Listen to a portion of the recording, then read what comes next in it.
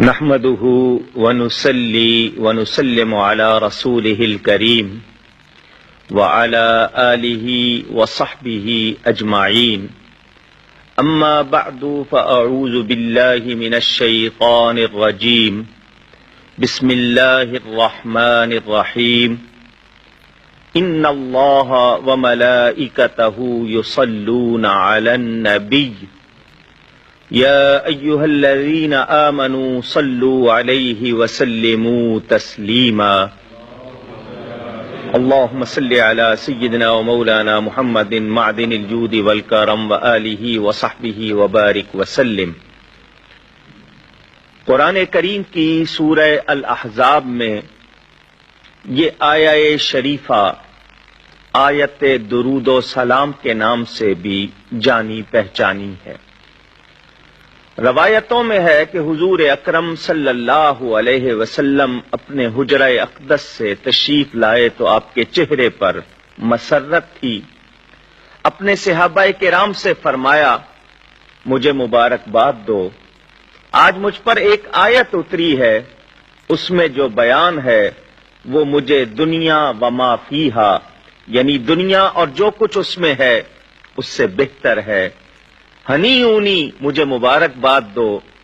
صحابہ نے عرض کی یا رسول اللہ صلی اللہ علیہ وسلم وہ آیت کیا ہے؟ نبی پاک صلی اللہ علیہ وسلم نے یہی آیہ شریفہ انہیں پڑھ کر سنائی تو صحابہ کرام نے نبی پاک صلی اللہ علیہ وسلم سے عرض کی ہنی اللہ کا یا رسول اللہ صلی اللہ علیہ وسلم، اے اللہ کے رسول آپ کو مبارک ہو.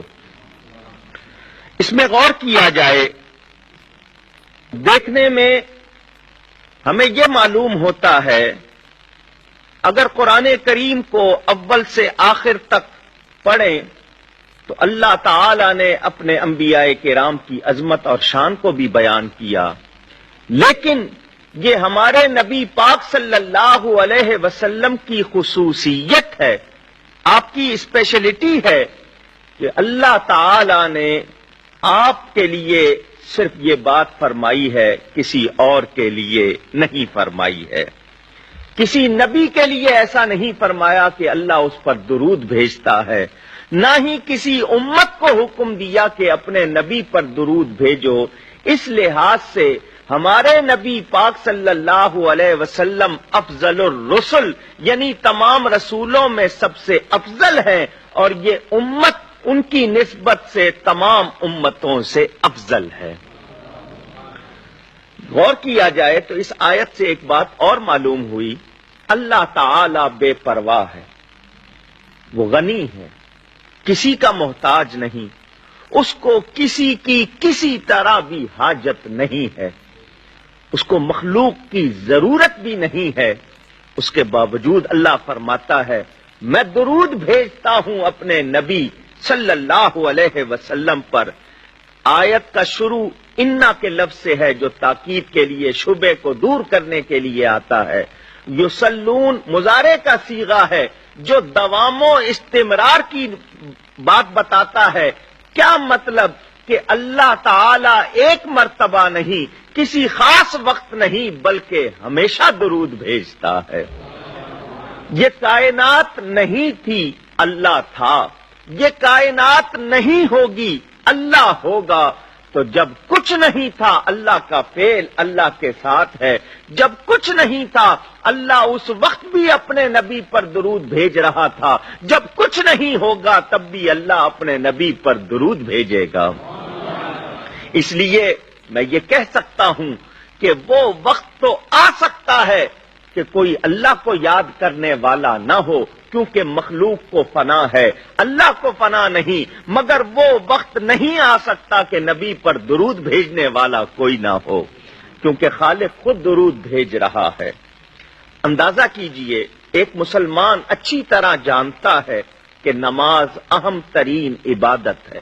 اسلام کے ارکان کو دیکھیے تو روزہ، زکوٰۃ، حج اور جہاد جیسی اہم عبادات کا بیان جگہ جگہ قرآن میں ہوا ہے. مگر اللہ نے کہیں یہ نہیں فرمایا کہ نماز پڑھو میں بھی پڑھتا ہوں، یہ نہیں فرمایا روزہ رکھو میں بھی رکھتا ہوں، زکوٰۃ دو میں بھی دیتا ہوں، نہیں، بلکہ ایک حکم ہے درود شریف کا، فرمایا اے مومنو نبی پر درود بھیجو اس لیے کہ میں بھی بھیجتا ہوں۔ اس سے اندازہ کر لیجئے کہ نبی پاک صلی اللہ علیہ وسلم کو اللہ نے کیا شان عطا کی ہے۔ آدم علیہ السلام انسان اول، ان کی تعظیم کے لیے اللہ تعالی نے فرشتوں کو حکم دیا آدم کو سجدہ کرو، مگر اللہ اس میں خود شامل نہیں تھا، لیکن جب میرے نبی کی تعظیم کا مرحلہ آیا تو پہلے بیان فرمایا کہ میں خالق خود درود بھیجتا ہوں، میرے فرشتے درود بھیجتے ہیں، اے ایمان والو تم بھی نبی پر درود و سلام بھیجو۔ پہلے اپنا بیان فرمایا، پھر ملائکہ کا بیان فرمایا، اور یہ ایک حکم اہل الاحسان کو نہیں، اللہ نے یہ نہیں فرمایا اے احسان والو نبی پر درود بھیجو، یا ایھا الناس نہیں فرمایا کہ اے لوگوں درود بھیجو، یا ایھا الذین آمنوا فرمایا اے ایمان والو درود بھیجو۔ تو ان لوگوں کو جو اہل ایمان ہیں اپنے نصیب پر ناز کرنا چاہیے کہ اللہ نے انہیں اس کام کا حکم دیا جو کام اللہ خود کرتا ہے۔ یہ کتنی بڑی سعادت ہے۔ اگر کوئی مجھ سے پوچھے کہ سب سے بڑا وظیفہ کیا ہے، سب سے افضل حکم کیا ہے، تو یہی کہوں گا کہ وہ درود و سلام ہے۔ اللہ تعالی نے آسمانی اور زمینی مخلوق کو نبی کی ثنا پر جمع فرما دیا۔ آدم کو سجدہ ایک مرتبہ ہوا، لیکن نبی پر درود ہر وقت اور ہمیشہ ہو رہا ہے۔ بخاری نے حضرت ابو العالیہ کا قول کتاب التفسیر میں نقل کیا کہ اللہ کا درود بھیجنا اس کے معنی کیا ہیں، تو وہ فرماتے ہیں اللہ تعالی فرشتوں کے درمیان اپنے نبی پاک صلی اللہ علیہ وسلم کی تعریف فرماتا ہے، اور فرشتوں کا درود بھیجنا اس کے معنی یہ ہے کہ فرشتے نبی پاک صلی اللہ علیہ وسلم کی اس شان میں اضافہ اور برکت کی دعا کرتے ہیں۔ اور اس بات کو میں یوں عرض کروں کہ آپ کے ہاں بھی سمجھنے کے لیے بات ہے، فقیر اگر کوئی مانگنے والا گداگر بیگر آتا ہے تو وہ آپ کو دعا دیتا ہے سخی تیری خیر، تو وہ جو آپ کی دعا کر رہا ہے وہ اصل میں اپنی خیر چاہنے کے لیے کر رہا ہے، یعنی دعا لینے کے لیے دعا کر رہا ہے۔ تو فرشتوں کا نبی پاک پر درود بھیجنا، دعائے رحمت کرنا خود رحمت لینے کے لیے ہے، یعنی میرے نبی پاک وہ ہیں کہ حضور اللہ کے محتاج ہے، باقی ساری کائنات میرے نبی کی محتاج ہے۔ اسی آیت کے تحت یہ بھی معلوم ہو گیا کہ میرے نبی پاک صلی اللہ علیہ وسلم ساری مخلوق میں سب سے افضل اور اعلیٰ ہیں۔ امام راضی فرماتے ہیں تفسیر کبیر میں کہ اللہ تعالی نے خبر دی کہ اللہ تعالی درود بھیجتا ہے، فرشتے بھی درود بھیجتے ہیں، تو جب اللہ درود بھیجتا ہے تو پھر کسی اور کی تو ضرورت ہی نہیں رہتی، کیونکہ اللہ کا درود بھیجنا اس کے بعد یہ تصور بھی نہیں کیا جا سکتا کہ نبی پاک کو کسی اور کی حاجت ہو۔ تو جواب میں وہ خود فرماتے ہیں کہ نبی پاک صلی اللہ علیہ وسلم کو فرشتوں کے یا ہمارے درود کی حاجت نہیں ہے، ہم تو محض نبی پاک کی عظمت کے اظہار اور تعظیم کے اظہار کے لیے درود بھیجتے ہیں، خود رحمت اور برکت لینے کے لیے بھیجتے ہیں۔ وہ اس بات کی دلیل دیتے ہیں کہ اللہ تعالی نے قرآن میں اپنا ذکر واجب فرمایا کہ اے لوگو اللہ کو یاد کرو، حالانکہ اگر اللہ کو کوئی یاد نہ کرے تو اللہ کی شان میں کوئی فرق نہیں آتا۔